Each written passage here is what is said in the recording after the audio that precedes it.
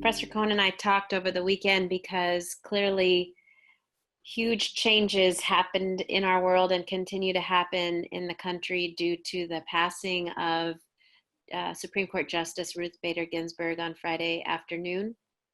And we decided we wanted to change up our schedule today and spend the first hour at least talking about who she was, what that means for the Supreme Court, and what it means for our democracy, for this election. After all, that is the focus of this class. I do think it merits taking a few minutes just to know who she was, a little bit of her history.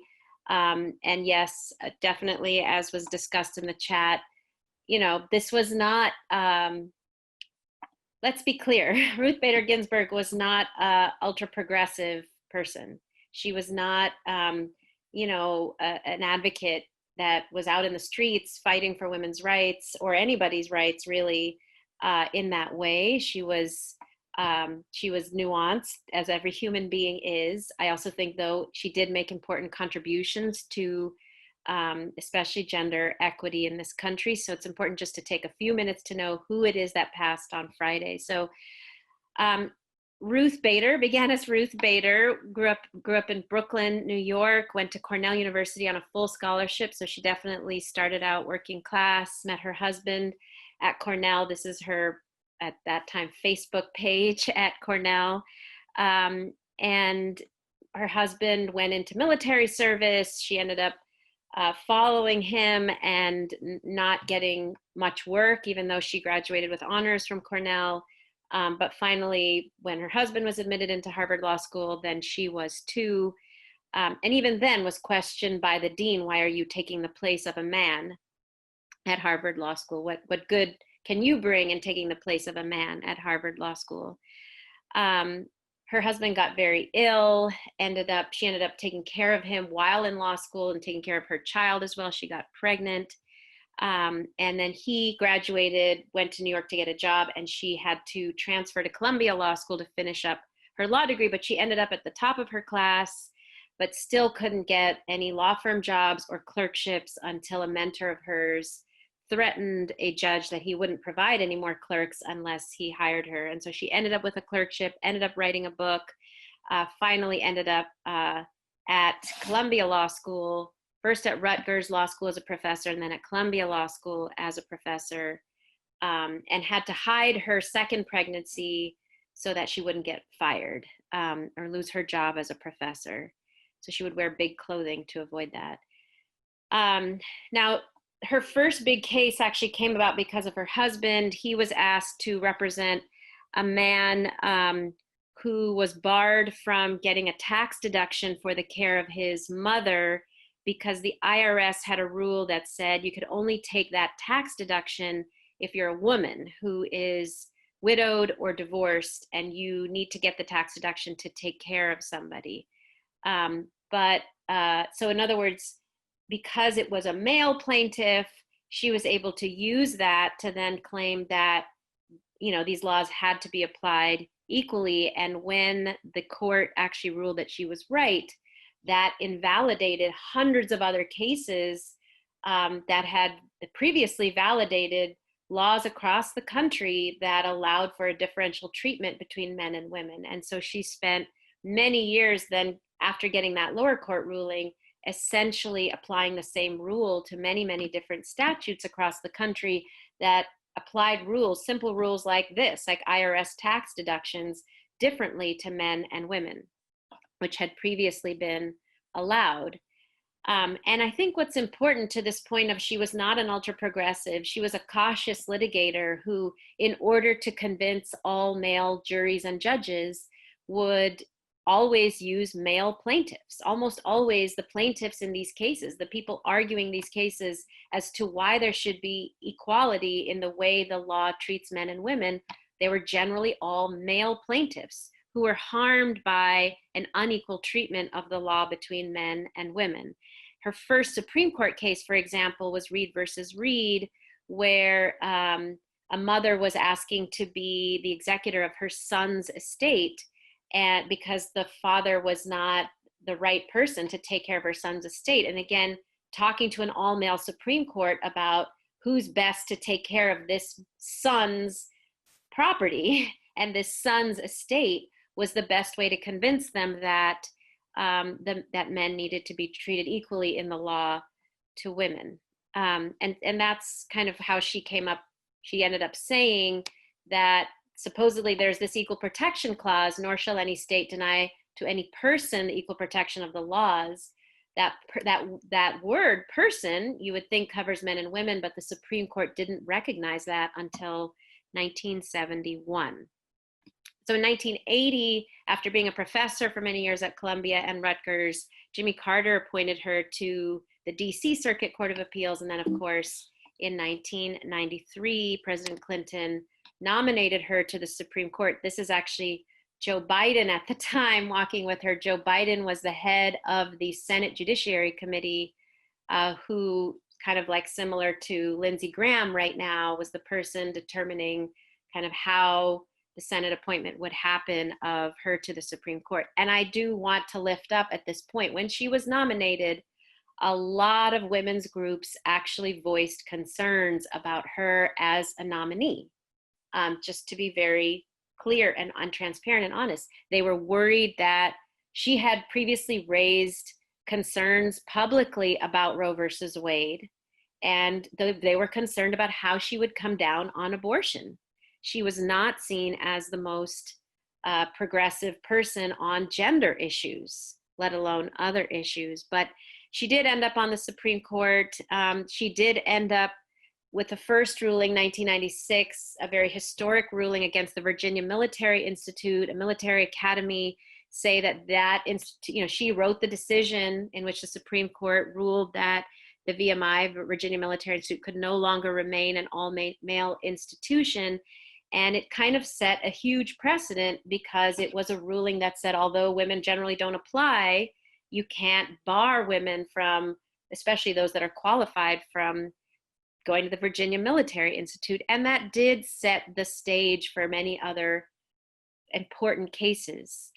I think why she ended up being lionized in the way that she was not so much that she was a progressive, but that the court went to the far right, with the death of Sandra Day O'Connor in the retirement of Sandra Day O'Connor in 2006 from the Supreme Court, who was a Reagan appointee, not a liberal, but moderate. When she left, the court took a hard turn to the right, and Justice Ginsburg ended up becoming lionized, again, not because she was an ultra-progressive, not because she was an advocate, not because she had been the staunchest advocate for women's rights, but because in a very conservative court, she was sort of like a bulwark or a barrier against some hard right decisions. In 2007, for example, she dissented against the Supreme Court's decision on the Lilly Ledbetter case around equal pay, and in her dissent called on Congress to pass legislation that would override the court's decision to not allow limited back pay for victims of gender pay discrimination. And that led, of course, to the first bill that Obama passed as president, the first bill he signed, as president, being the Lilly Ledbetter law. That's Lilly Ledbetter standing right behind him. Lilly Ledbetter had sued Goodyear for not receiving the same pay as her male counterparts. The Supreme Court limited how much she could get in terms of restitution for that discrimination, but Congress then passed this Equal Pay Act that was important, and that came out of Justice Ginsburg's dissent.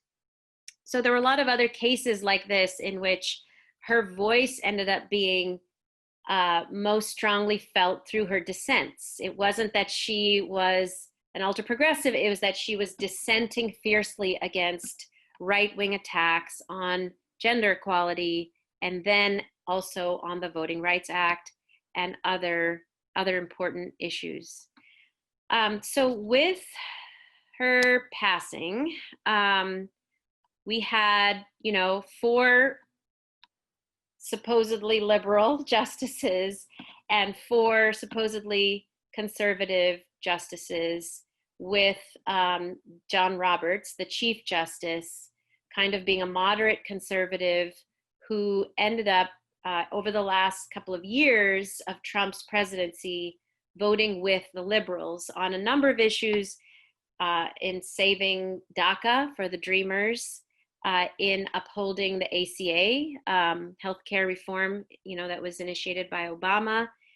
With her passing, even if he were to vote with the liberals, you've got at best, 4 conservative, 4 liberal votes on a lot of these issues, ACA and other issues. And if they appoint a justice in her place, then they'd have a 5-3 or a 6-3, depending on how Chief Justice Roberts votes. So I think Professor Cohen is going to talk a little bit about the actual process of nominating justices and what the Senate's going to do and all of that. What I want to talk about is beyond reproductive justice, which people have raised, and immigration, which people have raised, and the ACA, which is not just some issue off in the future, but is coming to the Supreme Court for a vote on November 10th, 1 week after the election. I think beyond all of those really important issues, this is a class about the elections, and I want to talk about what does this mean for the 2020 election, because the Supreme Court has played a very, very big role in determining the fate of an election in the past. In 2000, exactly 20 years ago, the Supreme Court essentially determined who was going to be president. And just to say one more thing, sorry, I didn't mention, when there's no clear majority, when there's a 4-4 vote, that means the lower court's ruling stands. So if a lower court rules that the ACA is unconstitutional or parts of the ACA are unconstitutional, even if Chief Justice Roberts votes with the liberals to uphold the ACA, if there's a 4-4 split, the lower court ruling will stand, which means the ACA would be declared unconstitutional and be dismantled during a pandemic. So clearly these are issues that are critical to millions of people. But I do think overarching all of those issues is the fate of our democracy and the fate of these elections and what will happen with regard to the elections and the Supreme Court's rule in it. And so to understand that, I really wanted to talk about this court case, Bush versus Gore, which happened in 2000 with the election. I thought it was important for you all to know, because I don't know how many of you were alive in 2000 or know about what happened. Excuse me if I'm wrong about that, but I think it's important for people to know. So first of all, for those that may not know, Al Gore was the vice president under Bill Clinton, who had been president for 2 terms prior to 2000. George W. Bush was the son of George Bush, who had been president prior to Clinton, and who the Republicans never forgave because George Bush was not allowed a second term because Bill Clinton was voted in and took away his second term. So we had two terms of Bill Clinton, a Democrat, right before this hotly contested and very close election between somebody who came out of the Clinton administration and the son of somebody who came out of the administration just before that. So very close, hotly contested presidential election. On the evening of the election, which was November 7th, 2000, there was no clear winner. And in fact, states like Oregon and New Mexico said it was too close to call. But the biggest contest was definitely Florida, where, as you can see from these numbers, it was a ridiculously close election. In fact, at first, all the major networks declared that Gore was the winner, and it did come down to Florida. Like the whole presidential election came down to Florida and their 25 electoral votes. And the networks declared Gore the winner, and then switched and said, no, Bush has an insurmountable lead. And so Gore at that point actually conceded the election to Bush but at 3 a.m. on October 8th morning, called Bush to retract his concession because the difference was so small, 327 votes, that it put into play an automatic recount. The law in Florida was that less than a 0.5% differential meant you needed an automatic recount. So here was what it came down to. With that declaration that you needed a recount, literally hundreds of lawsuits were filed across the state of Florida. There were lots of issues with, some of you may remember these words, hanging chads. These were incomplete ballots. They were not completely punched through, so it wasn't clear what people had voted for. Pregnant chads. Pregnant chads were paper ballots that were dimpled but weren't pierced all the way through, because the way that the ballots worked, you had to punch a hole in the ballot. Some were not punched all the way through. Some were not, the paper was still hanging on the ballot, so it wasn't clear what the vote was. The biggest issue, though, came from Palm Beach County, where there was this issue of the butterfly ballot design, where, as you can see, the real issue was that a lot of people got confused, thinking they were voting for Al Gore, and instead ended up voting for Pat Buchanan because they punched the second hole. You know, they looked at this and saw on the left, okay, the Republican is the first hole, the Democrat is the second hole, therefore I will punch the second hole, but the second hole went to Pat Buchanan. So this became a major issue of the lawsuit. Pat Buchanan ended up getting 20% of his total votes statewide from this Palm Beach County mistake. And so, you know, people were up in arms, but it was also important to note who was the governor, who was the Secretary of State at the time. Bush's brother, George W. Bush's brother, was the governor of the state, Jeb Bush, and the Secretary of State overseeing the election, Katherine Harris, was the co-chair of Bush's Florida campaign. So the people overseeing the election were on the Bush side. Meanwhile, the state attorney general was heading the Gore campaign. So there was ridiculous conflicts of interest on both sides. And essentially there was a tug of war between Harris, who was the co-chair of Bush's Florida campaign and also the Secretary of State overseeing the election. She just wanted to go ahead and certify the state's election results on November 14th, a full week after the election. I think this is all important to note because we are looking at a very similar situation. We are unlikely to have an answer on election day. We are, just like this, likely to be fighting a week later over who won, particularly in key counties and states like this. So after this, about 50 individual lawsuits were filed concerning recounts and counts, certification deadlines. Finally, December 8th, this is a full month and a day after the election, the Florida Supreme Court, before the US Supreme Court, the Florida Supreme Court ruled that there had to be a manual recount in the counties where there was a statistically significant number of undervotes. And so immediately Bush filed a lawsuit. That was Bush versus Gore. And December 9th, the very next day, you know, that's the irony, is that in some cases the Supreme Court says we can't move quickly, we have to deliberate. In other cases they say, no, we got to do it tomorrow. And they do. And on December 9th, it came to the Supreme Court and they ruled in a 5-4 decision that all manual recounts must halt, thus giving the election to Bush. So essentially, I think what's important to note here is that their reasoning as to why the recounts must halt is that they said that the way that the recounting was happening was violating equal protection, was violating people's constitutional rights. So they were not opposed to a recount. They said the way the recount was happening was not right. And they said, the majority, sorry, there just isn't enough time to figure out how to do the recount properly.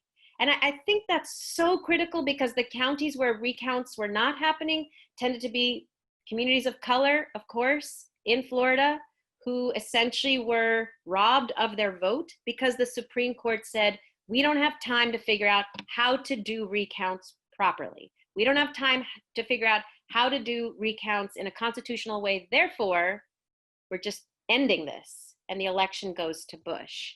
And of course, you know that these were Republican appointees on the Supreme Court. So it's important to note also that Ted Cruz in the US Senate led the Bush legal team in this case, had a very big role in this. And it's important to note that the minority of 4 dissented very heavily. This is the decision where, you know, Justice Ginsburg, instead of the typical "I respectfully dissent," just said "I dissent." And of course that became a meme. And you all know about notorious RBG. Some of that emerged from this meme that happened when she just said "I dissent" rather than "I respectfully dissent." So I do think it's important to note that not that long ago, just 20 years ago, the Supreme Court did decide the fate of the election, did stop a recount, did decide the fate of the election, did essentially hand the election to the Republican candidate.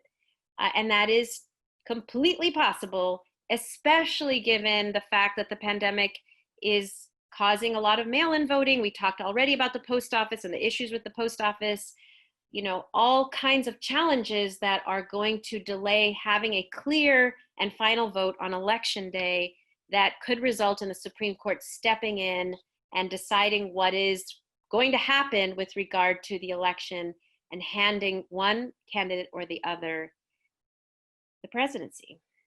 So I am going to stop there and hand it over to Professor Cohen. Yeah, thank you very much. That was outstanding.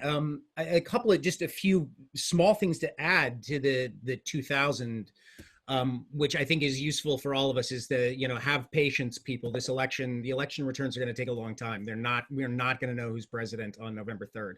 And I will take some time to game that out and what this, I think, is going to look like come November 3rd. But the 2000 election, there's a number of things that I think are particularly important, not the least of which is the advice to Al, you know, that Stacey Abrams took from Al Gore, which is never concede until it is done. The appearance and politics is appearance, by and large. The appearance that Gore was down in the vote in Florida, that he had conceded the election and now was trying to get back into it, created the perception of sort of sour grapes, that they'd actually been defeated and that this belonged to W, that it was his state, that he had won it.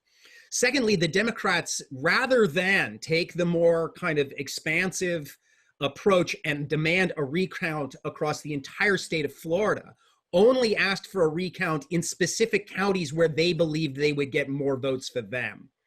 And that allowed the Supreme Court to make a 14th Amendment case against the recount, saying that not all votes were not being treated equally, that there was an equal protection mandate that said that they had to step in and prevent this recount. Had Al Gore not conceded initially, and had Al Gore not demanded a specific recount, but a general recount of the state of Florida, he would have won. Because in the end, the AP, the Washington Post, the New York Times, and others did go back and recounted every vote in the state of Florida and discovered that, in fact, Al Gore did indeed win that state. So what you have is a situation, exactly as Professor Jayaraman says, the Supreme Court intervened and handed the election to the man who lost. George W. Bush did not win the national popular vote. He was some considerable distance from it. And in the end, he did not win Florida either, but yet he became president anyways. This is the extraordinary power of the United States Supreme Court. In particular, and I think 2000 really is what we have to be thinking about, where we're going, you know, not just a recount in Florida, and the chat is very funny, like everybody can make fun of Florida, but it is what we it is what is going to decide this election. At this point, I think there's an 85% chance that Nate Silver suggests that Pennsylvania is the tipping point state, but Trump can't win the presidency if he doesn't win Florida. Biden can win if he loses Florida, but if Biden wins Florida, he's president. That's it. So it is one of the most complex states. It's one of the most hotly contested states, and precedent shows that it is a decider.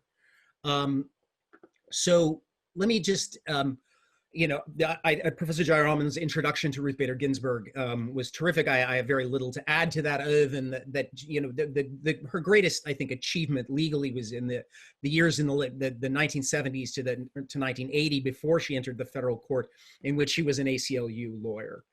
Fighting against gender discrimination for the American Civil Liberties Union. And I showed this is, it's such a working mom outfit at the ACLU. It's really a kind of a fabulous image of hers.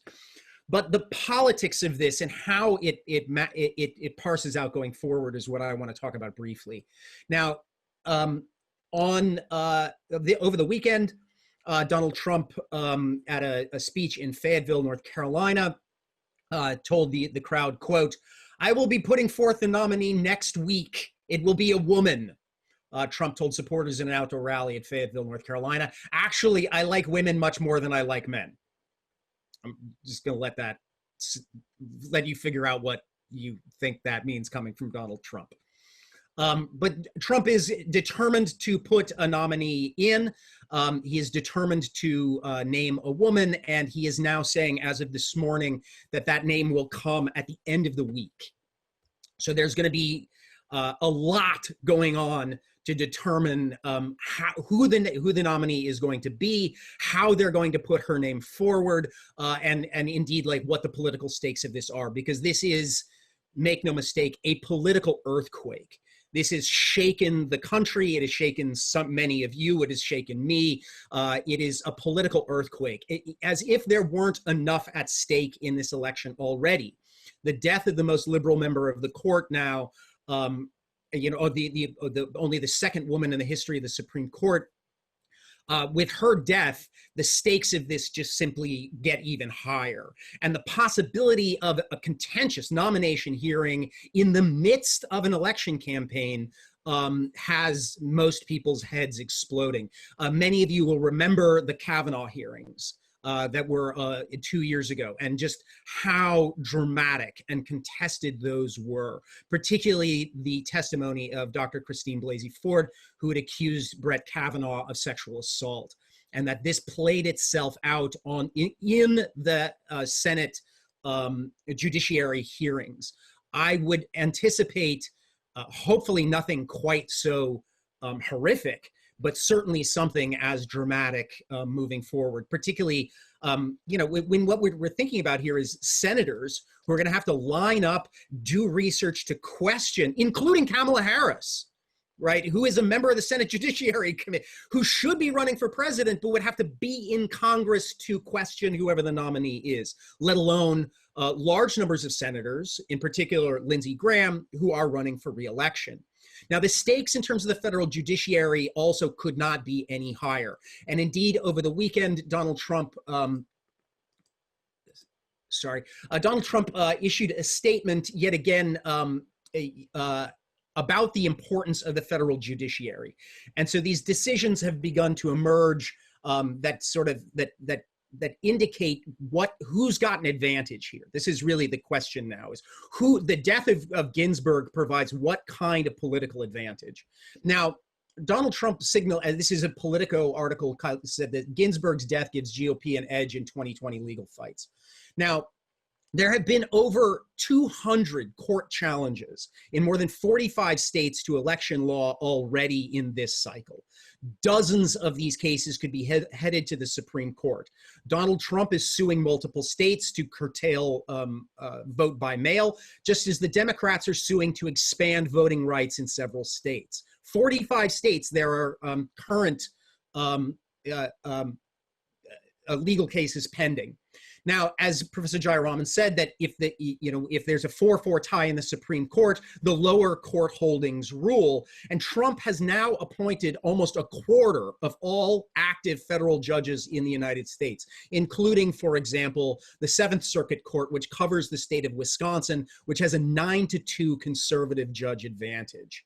Donald Trump is very aware of this, and his transactional political intelligence tells him that this is an enormous advantage. And this is the quote I wanted to read from the Politico article.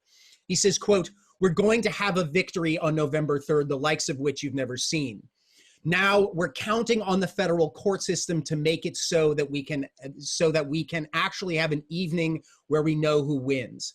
They're not where the votes are going to be counted a week later or 2 weeks later. This is Trump stating unequivocally in public that he expects the judges that he's appointed to essentially hand him the election. Whether in voting rights decisions, in recount decisions, in 2000-like decisions, that Trump is expecting his appointees to hand him this election. He is demanding it of them. Now, what we do know in particular is that the fate of this seat is very much, this Supreme Court seat is very much in the hands of the Senate Majority Leader, Mitch McConnell, Republican from Kentucky. Now, as I said, Trump has appointed nearly 1/4 of the federal judiciary. This means that of a total of 792 federal judges, from the Supreme Court down to the district appeals courts, Trump has appointed 194. Which is more judges than any other president to this by the end of their first term. Indeed, Trump has already appointed 53 appeals court judges, whereas Obama in this same period had only appointed 30. Now, this, by and large, is because of the effect of Mitch McConnell and the Republican majority to block Obama's appointment of federal judges. It wasn't just the Antonin Scalia / Merrick Garland seat that they essentially removed from the presidential authority, but dozens of federal appellate court seats met the same obstacles, so that Obama was prevented from installing his judges. So, and as Mitch McConnell famously said, he told an audience that, quote, "One of my proudest moments was when I told Obama, you will not fill this Supreme Court vacancy." So what Mitch McConnell basically did in 2016, again, Antonin Scalia dies 9 months before the election, but while the primary process is ongoing, and yet Mitch McConnell steps in and tells Obama that you're not only is your candidate not going to be seated, he's not even going to get a hearing. Right? No vote, no hearing, no nothing. We will just not seat this, meaning that Mitch McConnell essentially arbitrarily reduced the size of the federal bench by 1, making the Supreme Court 8 justices rather than the traditional 9. So McConnell, as you may know, is also up for re-election. This season, he is in a fight against a woman named Amy McGrath to hold on to his seat. It's probably the toughest fight that McConnell has faced in his time, but let's be frank here, Amy McGrath has almost no chance. She's 12, 15 points behind, and the ability to make that up is going to be extremely difficult. Mitch McConnell is hugely unpopular in the rest of the country, but they like him in Kentucky. Now, senators in particular have had a range of responses to this. My favorite is Chuck Grassley, who is a senator from Iowa, who very much is in a position, he sits on the Judiciary Committee, who very much in a position to go back on his previous promise from 2016. And he issued this tweet about a dead pigeon in his yard.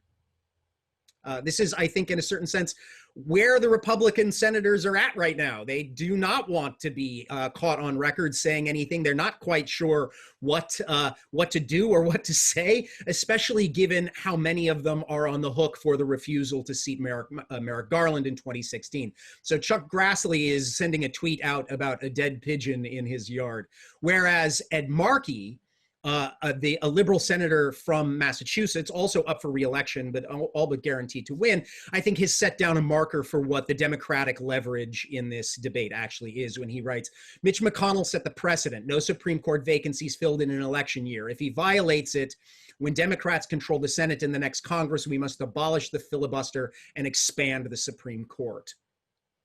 This then lays down, I think, the clear marker. And it should be reminded, I mean, you all at least were assigned the Constitution a couple of weeks ago, and you will note that the United States Constitution does not say how many justices there should be in the United States Supreme Court. The number 9 does not appear anywhere in the Constitution. It is merely a question of custom. When the Supreme Court was first started, they'd had only 6 justices. They slowly added justices until the Civil War, in which there were 9. Now, we can talk about what Abraham Lincoln did to the Supreme Court, which was basically ignore it. to force it into a corner. In the 1850s, the United States Supreme Court was known as the citadel of slavery, an institution dedicated to the purposes of holding property rights over human rights.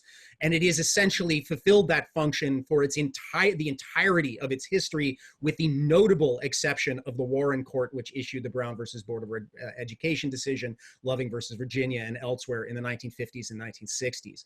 But traditionally, the United States Supreme Court is a radically conservative institution dedicated to upholding the purposes of property over human rights.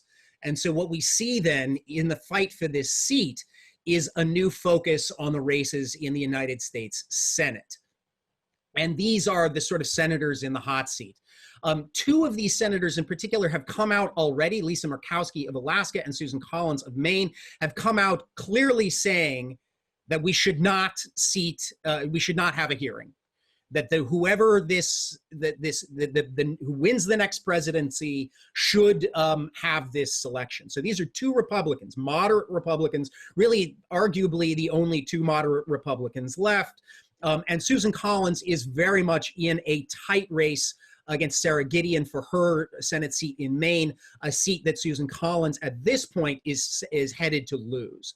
So she needs to show some kind of solid gap or separation from Trump, in part because she voted for Kavanaugh and put Kavanaugh over the top, and that Maine voters intend to hold her accountable for that vote. So Susan Collins and Murkowski have said that they will not support a hearing this season.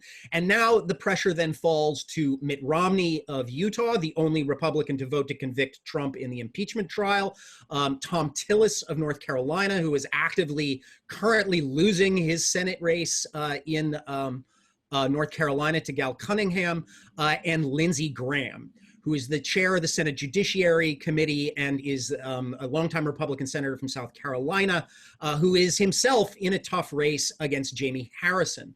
Now, the composition of the United States Senate at this point is really important. There are 53 Republicans, 47 Democrats, and this means you need at least 4 Republicans to peel away from Mitch McConnell to refuse the votes to have a hearing. Right now, there are 2. They essentially need 2 more. Now, where they're going to come from, we don't know. Cory Gardner is also losing in Colorado to the former governor, John Hickenlooper. And so why we look at these states is you've got a Republican in blue Colorado, you've got a Republican in purple North Carolina. These folks are going to make a very careful political calculus. Trump wants to ram this through because he wants to seat this character. He wants to seat his person to solidify his political alliances. But senators now, as they see Trump losing and they see themselves being dragged down by Trump, need to make a political calculus. What's the better move, to adhere to the precedent that McConnell set in 2016, or to embrace power politics, side with the base, and push this through, whatever the cost? These are the kinds of key questions that are emerging. And of course, they're emerging in a landscape in which they can be readily and are being openly accused of hypocrisy. And let me just give you, if you haven't seen it already, the words of Lindsey Graham from October 2018. So I'm a conservative, proud of it, want conservative judges on the court when it's our turn to pick. When it's their turn, I've honored their picks. Merrick Garland, I'll tell you about. Thank you. I was just going to. He's not North Korea, no, but he's not. But do you want to do 30 seconds on Merrick Garland? Judge Scalia dies in 2016. The primary process is ongoing, and if you look back in 100 years, nobody has been replaced under that circumstance. If you listen to what Joe Biden said in Bush 41, you should hold it over to the next election. Joe is right a lot. So I felt like I was doing the traditional thing there. When it came to Sotomayor and Kagan, I thought I did the traditional thing. Now I'll tell you this. This may make you feel better, but I really don't care. If an opening comes in the last year of President Trump's term and the primary process is started, we'll wait to the next election. And I've got a pretty good chance being the judiciary. You're on the record. Yeah. All right. hold the tape. Hold the tape, right? Now, there's multiple tapes of him saying this. And make no mistake, he's already walked this back. He's concocted some completely bullshit excuse to say basically like, well, we're going to have this vote. Now, on the one hand, we can cry hypocrisy. These Republicans are hypocrites. They're hypocrites. They're hypocrites. And of course they are. That's not really, in the end, what is at stake here. Two things are at stake. The first of which I think is the understanding that I take from Jason Stanley, who in this book, How Fascism Works, he's a professor at philosophy at Yale. He writes, quote, "It is difficult to represent yourself as genuinely representing the common interests in an environment of general distrust." And he begins to think about what's at stake in terms of political hypocrisy. And he imagines a politician that they might openly and brazenly lie. He says, in short, one could signal authenticity by openly and explicitly rejecting what are presumed to be sacrosanct political values. Such politicians would be a breath of fresh air in a political culture that seems dominated by real and imagined hypocrisy. The argument here is that fascist ideology, such as it is, does not care about moral consistency, does not care about general democratic principles. It cares about power, about winning, achieving, solidifying, and retaining power. The idea that we can actually hold these people accountable to their hypocrisy is laughable. None of us should have ever imagined that this would be possible. The Republican Party are power players. What they care about is power more than anything else.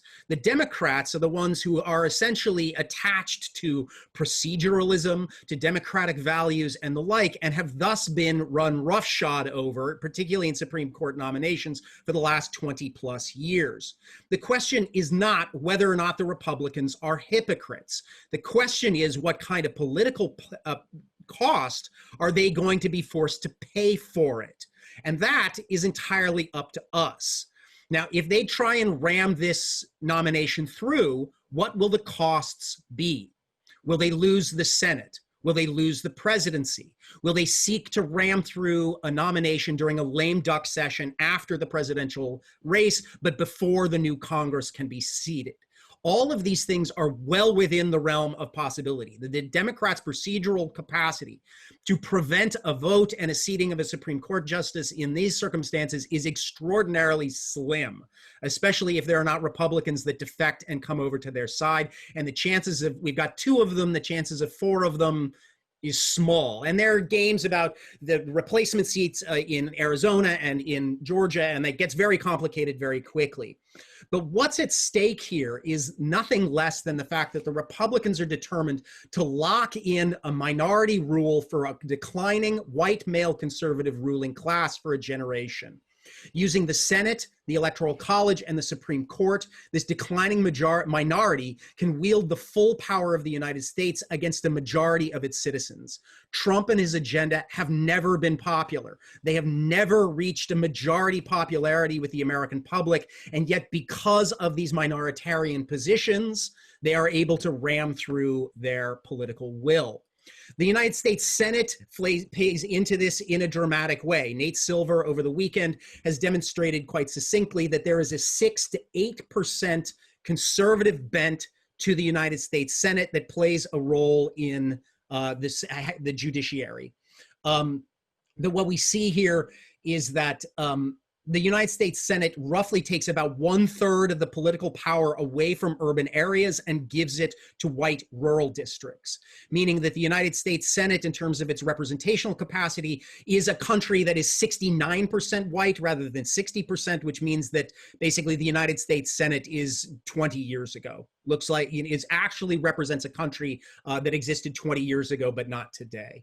Indeed, it's worth remembering that Donald Trump lost the 2016 presidential election by 2.8 million votes, that the United States Senate Democrats represent 15 million more Americans than the Senate GOP, and that the Senate Dems got 18 million more votes than the Senate GOP did. And yet, the popularity of pushing through a case of the Supreme Court right now is very much up in the air. There have been some quick snap polls that have already indicated quite explicitly that to do this, for Republicans to push this through, would be hugely unpopular and would come at a dramatic cost. But the real question for the Republicans is that cost not worth it? Some in the Republican Party might actively believe that giving the Senate and even the presidency to the Democrats for at least one term may be worth a 6-3 Supreme Court balance, because they can then believe that if that a Democratic Senate enters, and takes its seat and passes a Green New Deal and raises the minimum wage and legalizes DACA and does all of these things, that the conservative Supreme Court will render it all unconstitutional. This is the political calculus that they are making right now.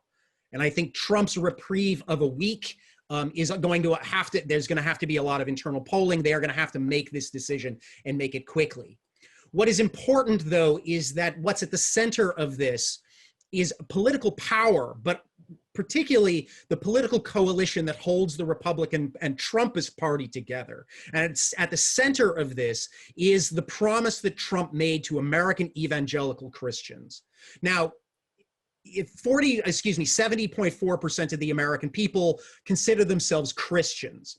Evangelicals only make up about a quarter of those, or 26.3% of the population. So I'm looking at my numbers here. 22% are Catholic and 16% are mainline Protestants. Now, within this, these are conservative, largely Southern and suburban Christians attached to an ideology of being born again and religious conservatism.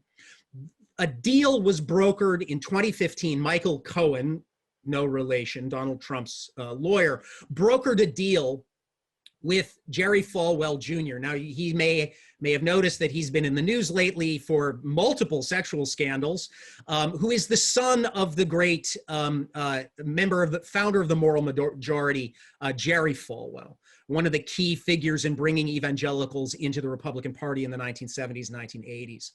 Jerry Falwell Jr., the son, runs Liberty University and runs the Moral Majority, and others, brokered a deal with Michael Cohen to bring conservative evangelicals into the Trump coalition before the Iowa caucuses.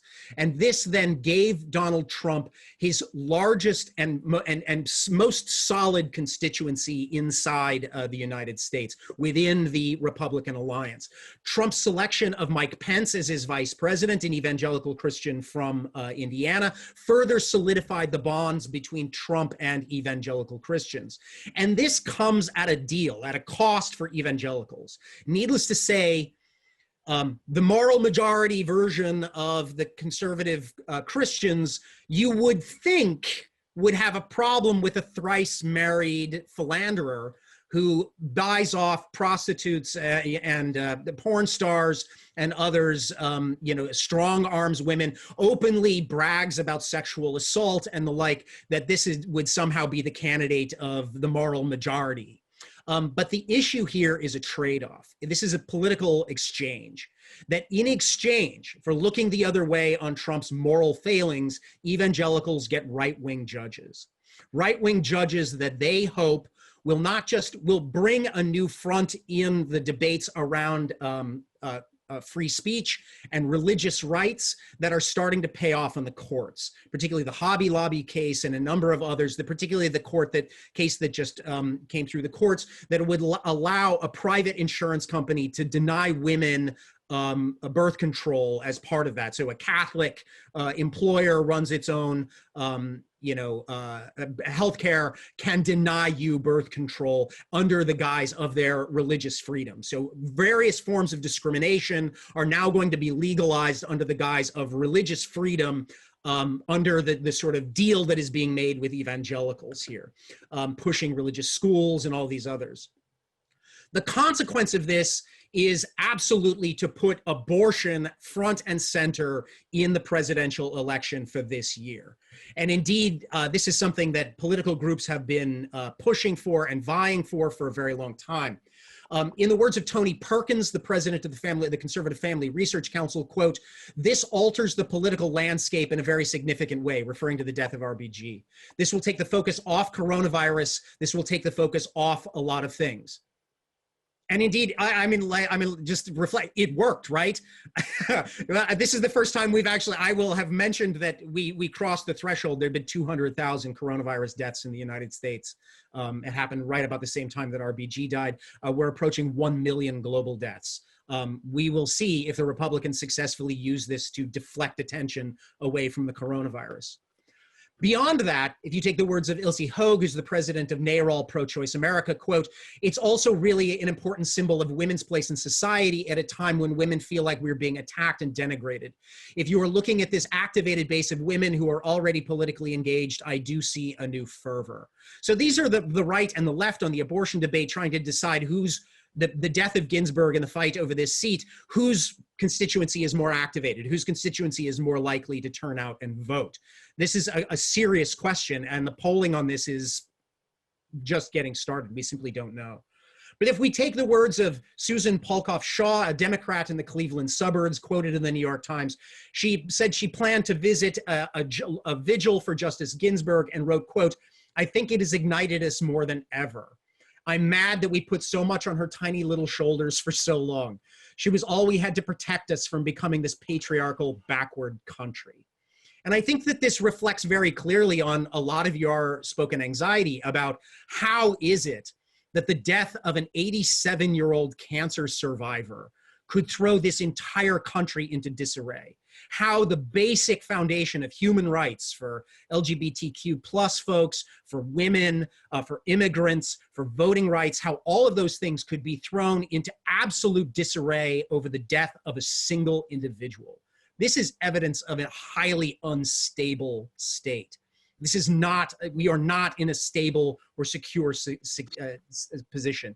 The understanding that our democracy is really quite fraught should rise to all of our attention in this specific moment. The question around abortion will loom large in any selection of a forthcoming justice. These are some numbers from Gallup polling. Public opinion polling on abortion is extraordinarily both stable and very difficult to discern because the results are always dependent on the nature and the framing of the question. And so what you see here on this chart is that while 50+% of the American people believe that abortion should be legal only under certain circumstances. Now, it does not determine, so more than 50% of the public believes that abortion should be legal under certain circumstances. What those circumstances are is not spelled out. Those circumstances can be highly draconian. Those circumstances can be pretty liberal. So this is a difficult thing to parse. But what you do have is 29% of the American people believe that abortion should be legal under any circumstance, and only 20% of the American people believe that abortion should be illegal in every circumstance. So we're a deeply divided nation, but the country does indeed skew in a pro-choice direction. How big that skew is depends on how the question is asked and what kind of abortion laws are being afforded. It should be said that in the last 6 months, Southern and Midwestern states have passed some 58 laws attempting to restrict or ban abortion, including 6 states that have sought to criminalize abortion by women when women seek abortion after just 6 weeks. Abortion after 6 weeks will be criminalized. Most women do not even know that they are pregnant at 6 weeks, let alone are capable of making or willing to make a decision to terminate such a pregnancy. So this is a highly contentious and difficult, fraught moment. And so what we're confronted with then are 2 justices who have risen, or 2 appellate court judges who have risen to the top now of Trump's discussion lists. On the one hand, you have a very conservative Catholic justice who's recently been appointed to the Seventh Circuit Court named Amy Coney Barrett, who has been quoted. I'll just give you this as her quote that she says that, quote, A legal career is but a means to an end, and that end is building the kingdom of God. She is committedly anti-abortion, as are both of these candidates. Amy Coney Bryant was the original choice to fulfill the Kavanaugh seat, but Trump has reportedly claimed that he wanted to save her for the Ginsburg seat. The other who has rocketed to the top of the hot list here is Judge Barbara Lagoa, who sits on the 11th Circuit Court in Atlanta, Georgia. She is a Cuban-American woman from Miami. She has risen to the top of this list because as a Cuban-American, as a Floridian, and as a very well-connected player within the Federalist Society in Florida and in Florida politicians, Donald Trump may in fact be looking to make a lifetime appointment to the United States Supreme Court so that he can shore up the electoral votes in Florida. That this is a bid not to appoint, to appoint somebody that he's fine with, but in the end to win the state of Florida. So we started, Professor Jayaraman started talking about Florida. We're going to continue talking about Florida, and it may indeed be that Trump will try and appoint a Cuban-American to the Supreme Court, a Cuban-American who rather controversially weighed in on a legal decision that disenfranchised 85,000 Floridians, the formerly incarcerated Floridians seeking to have their right to vote reinstated.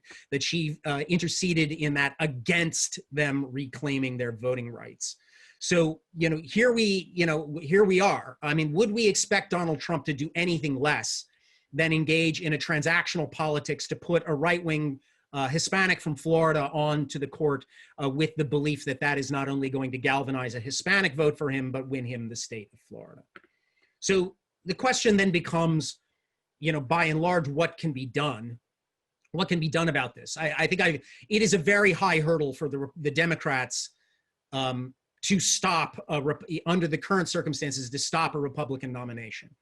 Again, I think what I've said before is the consequences, the cost of this is very much up to the voters, is very much up to us. I mean, I give you this, and I would ask Sarah to come back in and offer some versions of what can be done, and what I'm offering here are some 10 long-term structural transformations that this country deeply needs to restore and rebuild its democracy. Many of these are things that we've already spoken about. The simple is to make Election Day a holiday, to increase voter turnout. Secondly, to make DC a state, and then possibly Puerto Rico or Guam, unless those two places decide they want independence.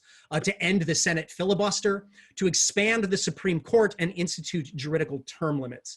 The chaos caused by justices retiring or dying in office is exhausting this country. It has been floated that to make Supreme Court justice, this would require a constitutional amendment, but that justices to serve 18-year terms in which every president gets 2 justices. One in their first 2 years, another in their second 2 years, and it is a regular process that comes with the presidency. And assigning the Supreme Court justices 18-year terms. To expand the House of Representatives. Why have we not expanded the House of Representatives? In the 1920s, they did not do reapportionment because of the Republican control and because of the concern that the United States Census determined that there were more people living in cities than in rural areas in 1920, for the first time in US history. And so subsequently to that, a bargain was struck that froze the United States House of Representatives at 435 votes. Why? There's nothing in the Constitution that says that's how big the United States House of Representatives could be. The House of Representatives should be double that size based upon the increase in population. We need to abolish the Supreme Court, the Electoral College in favor of a national popular vote, and partisan gerrymandering where, based on redistricting, politicians get to choose their voters rather than voters choosing their politicians. We need to restore and expand the Voting Rights Act to make it easier to vote and for everyone to have the right to vote. We need to federalize election laws and standards so things like hanging chads and butterfly ballots don't happen again, and that there's a single federal standard for elections rather than having 50 separate state elections that are easily to corrupt. And lastly, public financing over elections so that we don't have the kind of pay-to-play politics that dominate the nation today. So what I think we have is the crisis of legitimacy that the death of RBG is forcing on this country, is forcing us to ask very serious questions about structural transformation to democratize the United States. Sarah, do you want to add anything to that, please? Please add something to that. I do. Can I share my screen real quick? Thank you. So I had a couple of people email me to say, what can we do over the weekend? And I think there's so many things you can do, and Professor Cohen listed several of them, but it gets a little bit overwhelming. So I like to talk about things you can do in the context, always in threes, because I feel like it makes it a little less overwhelming. I like the 10-point platform. That's so first of all, any of you, whether you are a citizen, live in this country, like any of you could call the US Senate, and anybody in the US Senate. The Senate switchboard, you can call and it will take you to whoever you want to speak to in the US Senate, whether it's your senator or another senator. You have that ability to call the Senate, and I can't tell you the number of times I've been a part of mobilizations where people flood senators' calls, which is happening now. People are flooding the 4 senators that Professor Cohen talked about, Murkowski, Collins, Mitt Romney, and others among the Republicans, to tell them not to do this. Any of you could do this. And even though it feels somewhat hopeless, because sometimes it feels like they say they're going to do one thing, then they do something else, or it feels like they can't hear us, they don't listen. I just want to raise and remind, for those of you that were paying attention during the Kavanaugh hearings, a friend of mine, Ana Maria Archila, who co-directs the Center for Popular Democracy, cornered Senator Jeff Flake in the elevator, told him her story of being sexually assaulted, and got him to change his vote. So it is totally possible for people to call senators and with very personal stories change their minds on what needs to be done right now. So for people who want to, there's always the ability to call the Senate. And that's unfortunately the only thing that's available right now. There is no approaching people in elevators right now. I was just asked this morning to testify in a hearing in Congress on Friday, U.S. House Ways and Means Committee, and it's entirely virtual. Everything is virtual right now. And so in the past, calling may not have been as effective as showing up, but what I'm telling you is that right now everything is virtual, and so calling does have an impact. That's one. 2 is obviously, given everything Professor Cohen just went through, obviously voting is going to be really important, and not just for the presidential election, but on these Senate races, and especially getting, us being engaged, those of us that are in California, being engaged in talking to people in other states where there are key Senate races is going to be really, really critical. I mentioned before that I have an internship class, which you don't have to sign up for the class, you can just do the internship, where we have a list of 220,000 low-wage workers in all 50 states, and in particular in key states where senators are being voted on. You can sign up, Reed can connect you, there's his email, to get on the phone and start calling low-wage workers in these key states where U.S. Senate races are being determined, and really important key races that could determine the fate of what the Senate looks like after January. Because let's be clear, we'll vote in November, but a new Senate wouldn't come in until January. And the last thing that has been, frankly, in the world that I'm in, I'm married to another social movement leader, and our world is just all social movement leadership all the time. So since Friday night, there have been at least 10 emergency calls of national organizations planning emergency mobilizations, planning mobilizations after the election. And I think what a lot of people are talking about in my world, in the social movement world, is that if you look at what's happening in Belarus right now, where the majority of the country felt like the person who was named president was illegitimately put into office, and masses of people are not giving up. They are protesting and not giving up, and not allowing that person to say, not giving up on the idea that that person is the president. I think there's a lot of talk of, after November 3rd, regardless of what happens, sustained contention in the streets. And we're going to be talking a lot more about that next week when I do my class on social movements and organizing. But there is a plan right now for a general strike coming up right after the election. There is a plan right now for sustained direct action in the streets following the election. And for people who are feeling like, what do I do? I would say just this, that the moments when it seems like those in power are not listening, throughout world history, during those moments, change has only happened through mass mobilization. Change has only happened through mass mobilization. And that includes even the Supreme Court. The Supreme Court, I remember in law school, they took us to meet the Supreme Court justices. And I remember Sandra Day O'Connor saying, oh, we don't read the paper.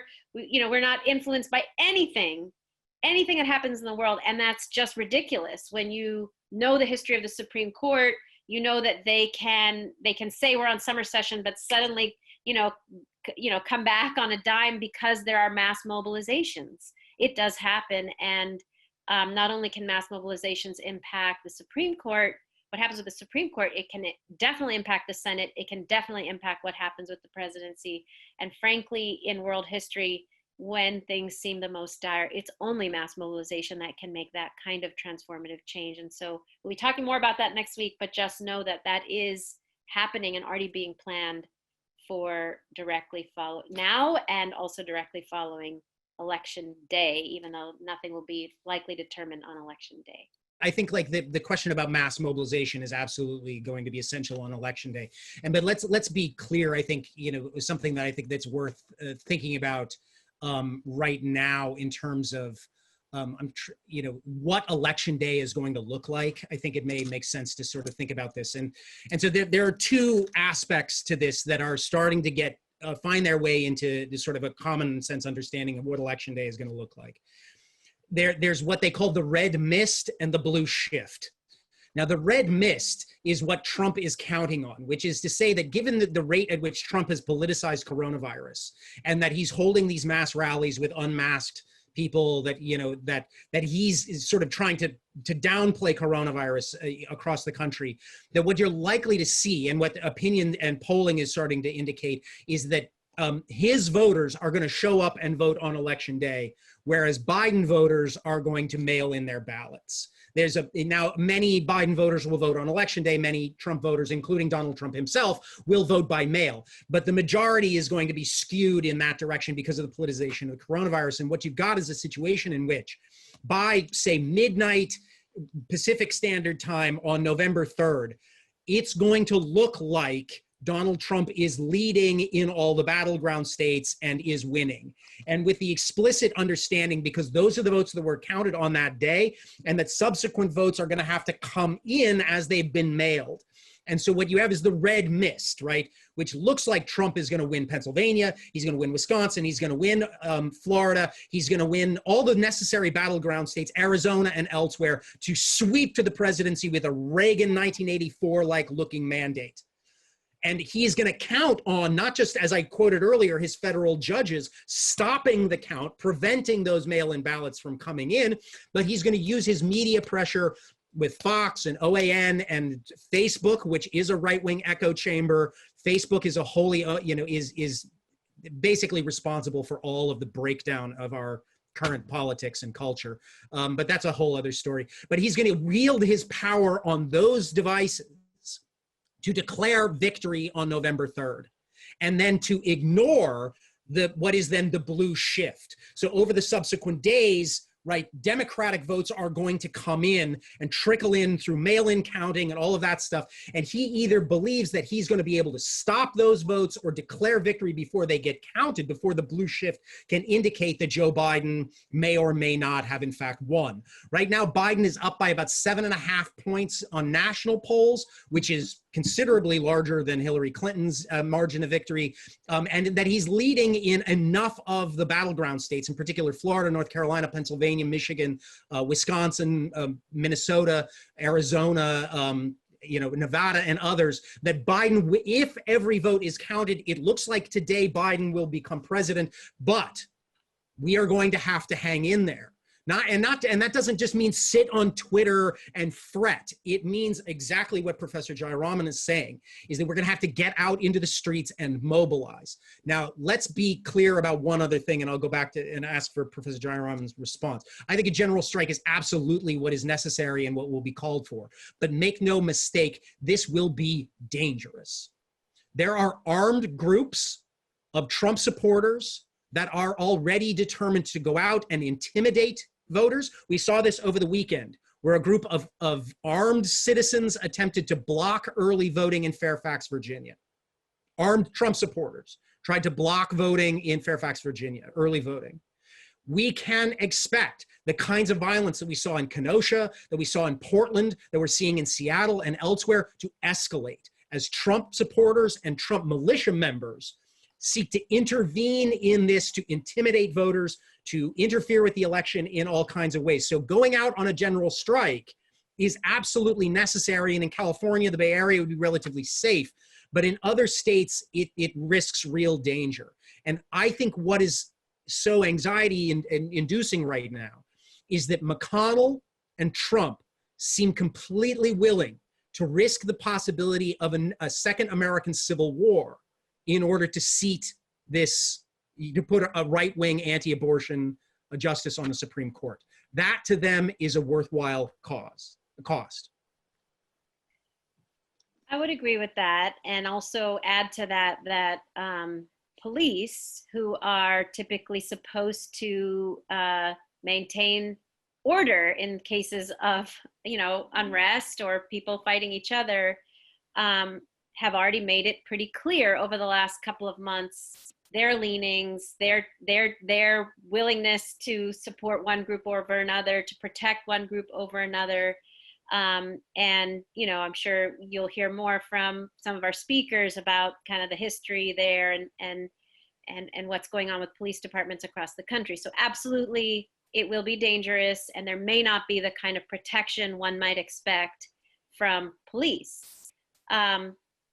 And I guess I would ask, does that mean we don't, we allow for fascism, essentially? If the Supreme Court, determines either this is the person who's going to be president, or somehow determines something that Trump hinted at with a tweet, or maybe not so subtly hinted at with a tweet, we just can't have an election right now. We just can't. It's just too hard.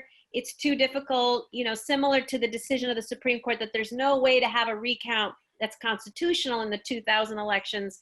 Could it be that the Supreme Court similarly says, well, it's too complicated right now. We have to leave this person in office. Any of those things are possibilities that I think we have, as people, have to determine, are we willing to be intimidated into letting that be? Are we willing to be intimidated by potential violence into just accepting that situation for what we thought was a democracy, or what is called a democracy? So that's the real question. And I do want to say one other thing about the violence, which is that I'm going to talk about this next week. And those of you that have taken my classes before know this, but one of the things that helps to grow social movements is that if you push as people, and there is some kind of violent or brutal attack on people who are peacefully demanding justice or democracy, that pushback then outrages more people, and it grows the amount of people who are engaged. It's called a cycle of contention. People engage in contentious activity, elites push back, or they're, if not elites, they're, I'm trying to find the most diplomatic word, their militia, the militia that represents the elites, will push back. If that happens, that has a tendency to then actually get more attention and build more outrage and grow the movement. So, for those of us that have been studying and engaged in social movements for a long time, pushback is not always, it's scary, it can be very dangerous, but it also can lead to more people rising up and demanding change and the growth of a movement for truly transformative change. We've seen that happen in world history. So we'll talk about this more next week. I think there's just a real question to be had. Yes, will there be violence? I would agree with Professor Cohen that my assessment is yes. Does that mean we give up on our country and allow whatever elites want to happen to happen? I think that's really what's at stake. I agree completely. Yes, thank you. Like, let's, questions. I mean, I think it's worth noting, right, that, you know, Italy, Germany, Spain, Japan were all in the 1930s, the 20s were all democracies before they collapsed into fascism. The weaknesses of democracy are easily turned against democracy, which is, I think, very much what we see Trump doing, what we've seen him do from the very beginning. And the capacity for, now, I mean, I'm not one that goes along with the whole crisis of democracy. I think if you listen to my lecture about the Constitution, I'm pretty sure our democracy has always been in crisis. There's never been a space in which our democracy has not been in crisis, that it is a work in progress, that it is always inadequate, incomplete, and, you know, on some kind of journey. But there is also a clear moment in which even the pretense of democracy simply ends. In violence and white nationalist authoritarianism. And I genuinely believe we are at that tipping point. Anybody have like questions, thoughts on any of this? Obiama. Yeah, I actually wanted to pick your brain, Professor Cohen, and also Professor Jayaraman's brain about Trump's decision to do the peace agreement with, like, I think it was Kosovo or Serbians. I'm not sure the region, but there was just, it looked really staged, sort of like an economic deal, but it was framed as a peace agreement like 2 weekends ago. I just want to know, like, what do you think that impact is going to have on the election? Do you think people see that as performative or actual progress for Trump? So Trump has been touting a number of peace deals signed between the Netanyahu government and Emirati, the UAE, and a number of Bahrain, a number of Emirati states, and then Kosovo as well, in an attempt to sort of build a political coalition in defense of the state of Israel, particularly Israel's southern flank. It has as much to do with the United States being able to sell weapons to these Emirati countries to lift embargoes so the United States can sell advanced jet fighters to the UAE and other places. But I think it also is an attempt for Trump to shore up his Zionist credentials, which, let's be clear, Trump's commitment to Zionism and Israeli politics is more about Christian evangelicals than it is about American Jews. American Jews, by and large, are sort of divided on this issue, but they tend to be largely anti-Trump. And are not swayed by Trump's movement of the American embassy from Tel Aviv to Jerusalem in other cases. But what you do have here is the Christian evangelicals who believe that the second coming of Christ is dependent upon the rebuilding of the temple and blah, blah, blah, blah, blah, prophetic stuff. I mean, it's actually very important. I just don't want to fall down that rabbit hole, although, you know, small push and down I go, right? But honestly, I think what's at stake here is that the Israelis are seeking to shore up their southern flank in preparation for a potential war against Iran. Sarah, do you want to add anything to that? I'd just say it's also performative for, you know, obviously the election here. He's already claimed that he was honored. He got the Nobel Peace Prize in a speech this past weekend. So I think it goes along with his, you know, I'm the world's deal maker kind of idea, and right before the election. Yeah, and at least Jared Kushner has something to do. Okay, Jordan. Hey there, Professor. I appreciate both of your teachings today. I was wondering, I'm a Democrat, and I think that my perspective informs my opinions here. But considering the history of the Electoral College popular vote split in the last 20 years, considering changes to Senate procedure, and considering like the general like destruction of the germane Capitol Hill, do you envision a scenario where there's a popular vote split and Democrats lose the presidency and potentially don't win back the Senate and accept the results of the election?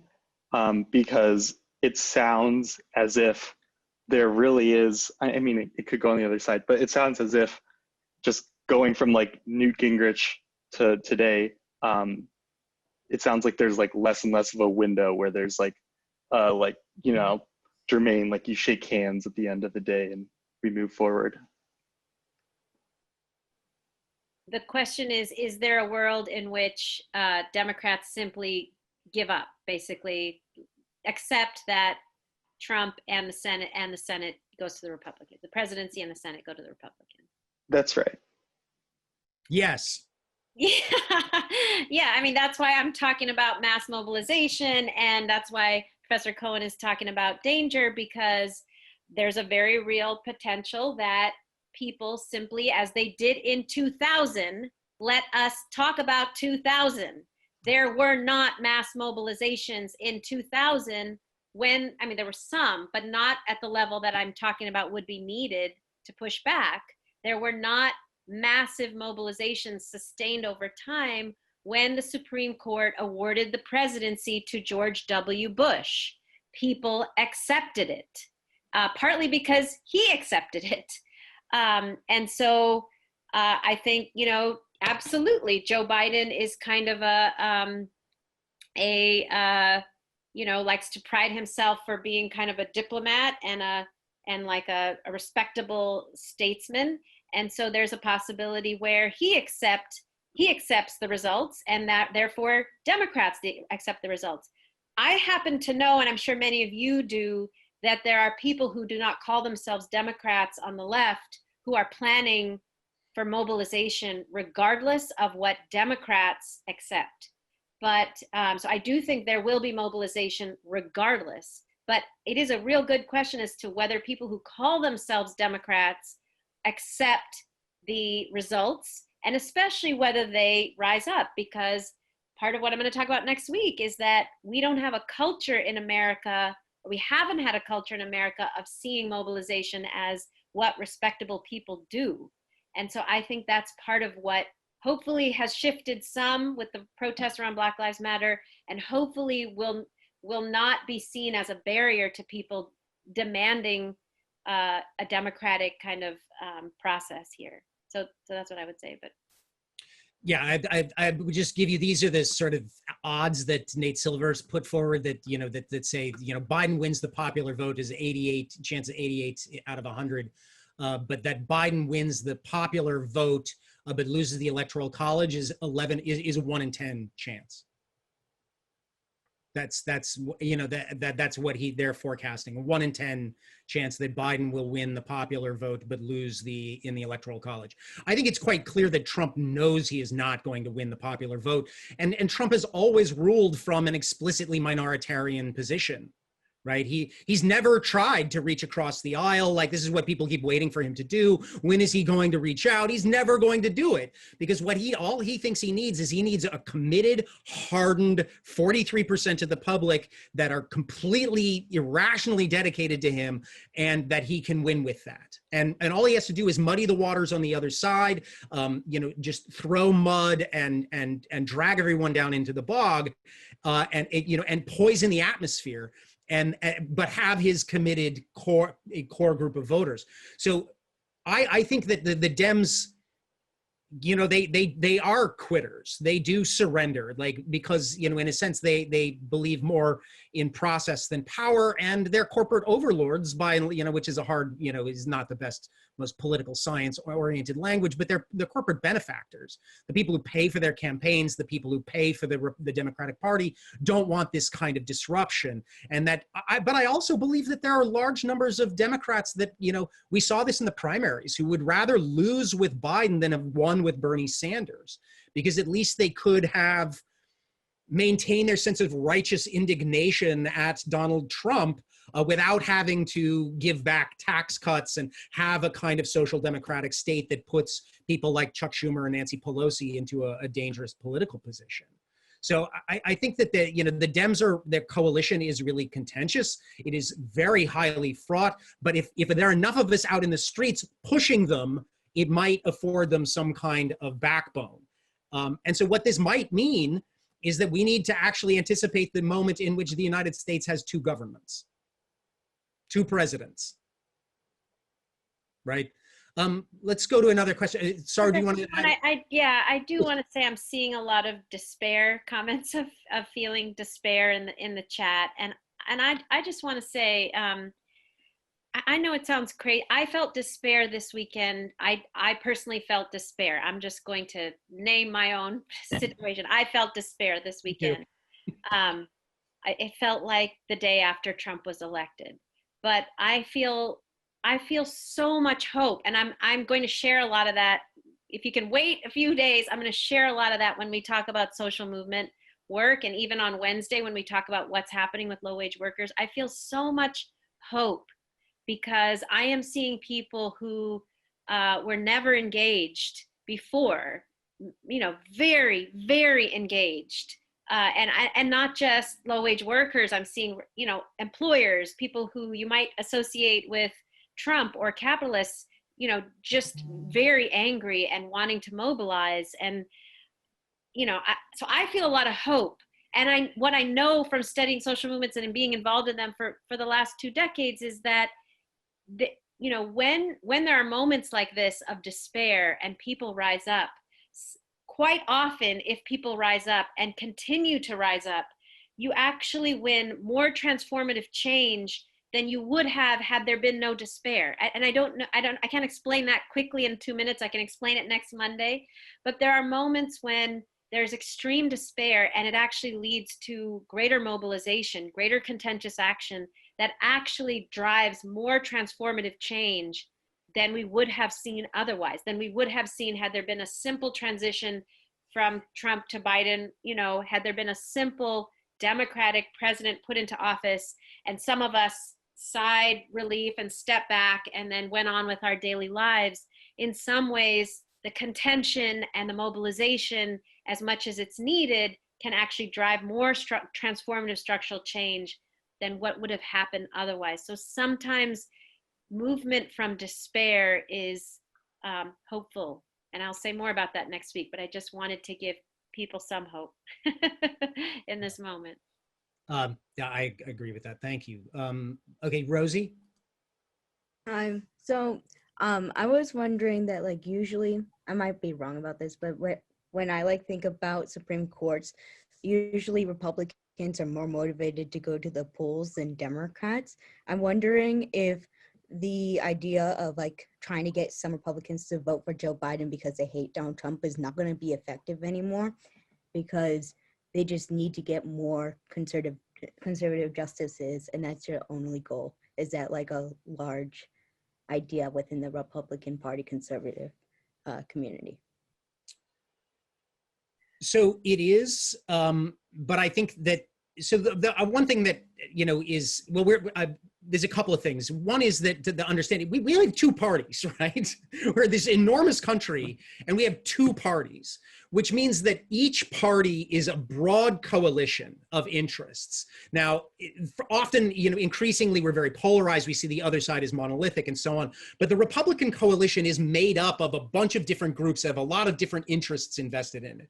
A lot of them are just corporate businessmen who really don't care about Christianity or God or abortion or any of those things. They just simply don't care. What they care about is low taxes, low regulation, ending environmental restrictions, deregulating finance, all of those kinds of things that allow the rich to get richer and the poor to get poorer. And so then there are those that, in particular the evangelicals, who are less concerned about economic policy and much more concerned about morality and Christianity and those kinds of things. And then there are multiple other elements within the Republican coalition, including the far right, who have now really joined the Republican coalition in a way that they'd previously been kept out. So the militias, the Nazis, the Klansmen, and others, the overt white nationalists, overt white supremacists, the kind of people that Stephen Miller communicates with and communicates to, have entered that coalition in a big way. So it's hard to say, whether or not, the Supreme Court nomination is going to motivate one group over another within that coalition. But keep in mind, Trump is going to use this to motivate evangelicals and Christians in an anti-abortion direction to come out and vote.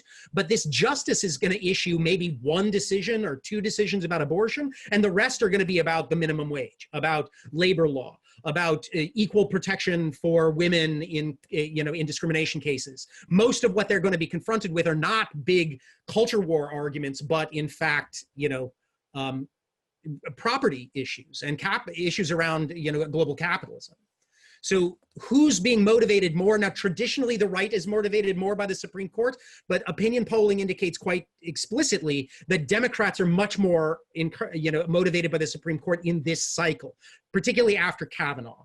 And we saw that in 2018 in the midterms, that the anger that largely women felt at what happened in the Kavanaugh hearings drove them to the polls to give us, AOC and Rashida Tlaib and Ilhan Omar and a number of other, the largest number of women to ever enter the United States Congress. Yeah, I just want to add to that there were 4 red states in 2016 that voted to raise the minimum wage in their states on the ballot, on the same ballot that they voted for Trump and Republican governors and Republican legislators.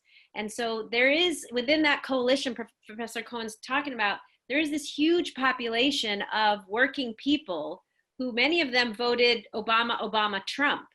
And we see this particularly in the Rust Belt, in Pennsylvania, in Michigan. They, felt that, they're working people. They generally vote to raise the minimum wage. They generally, they support organizing, even if they don't like the word union. And they saw in Trump something that was different and something that spoke to maybe their social, their racial and social understandings of the world, and their anger towards Obama and their anger towards on race. And I do know that many of those folks that have said, and many of them in the states that I'm engaged in doing voter engagement, Pennsylvania, Michigan, Florida, folks that have said, I made a mistake. Has nothing to do with the Supreme Court or anything like that. It's everything to do with the pandemic and the economy. Those are the 2 things that are on most working people's minds, is the economy and the pandemic. And those 2 things people feel very betrayed about with regard to Trump's actions with regard to the pandemic and the economy. And so I don't think those things will shift for those working people with the Supreme Court. The Supreme Court does not matter to those folks nearly as much as the pandemic and the economy. Yeah, that's 100%. So let's see. We've got time for maybe one more question. So let's go to Char. Hi there. It's Char, but you're good. I can't even get the gimmies. My bad. I'm sorry. I apologize. You're fine. I kind of have 2 questions. I guess the first one is considering all of the ridiculousness in the 2000 election in Florida. And all the hanging chads and the butterfly ballots, and it just seems like there's obviously no way to organize a legitimate and fair recount. So I guess I'm wondering, what is the state of the federal government within the concept of a revote? If that's something that's possible, or what the deal is with that. And then I also was just wondering, because within the Constitution and all the hypocrisies that are in the Constitution, they do state first and foremost that if the government is not serving the people have the right to overthrow the government. So I'm wondering, if that were to happen, would the government, would it be a similar dynamic, right, within the Revolutionary War? Would we be at war, or would it be, I don't know, I'm just wondering. You're asking us to predict the future? Is that? About your ability. I mean, it's so important to remember that all of these things are just concepts, including what the Supreme Court does, or what the president says is law, or Congress says is law. And they're only concepts insofar, and they only are law and affect us insofar as they are enforced. And so who enforces the law, or the rule? Who's in rule? Is it can be the military, right? It can be the police.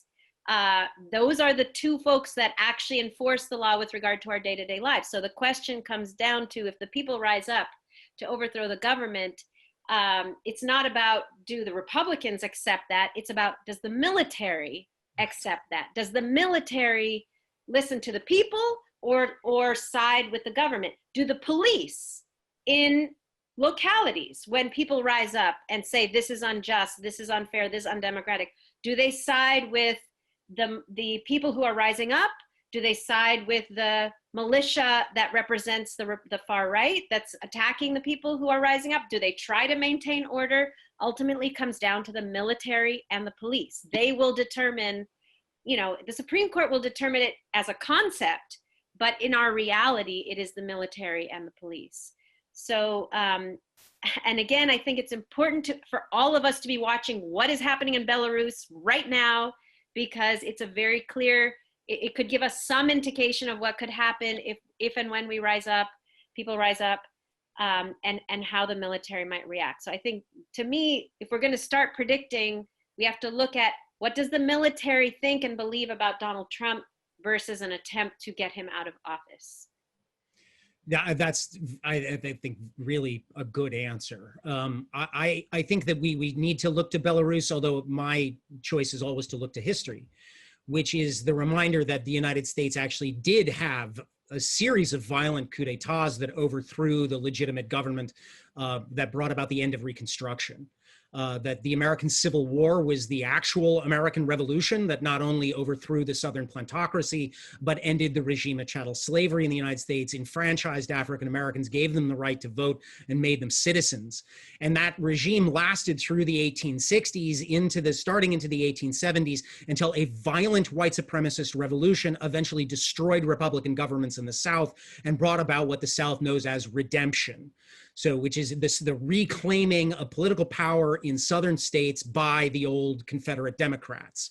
And so this country has a long history of violent white supremacist organizations overthrowing the will of voters, overthrowing constitutional guarantees, and to instituting white supremacist rule, the rule of white power.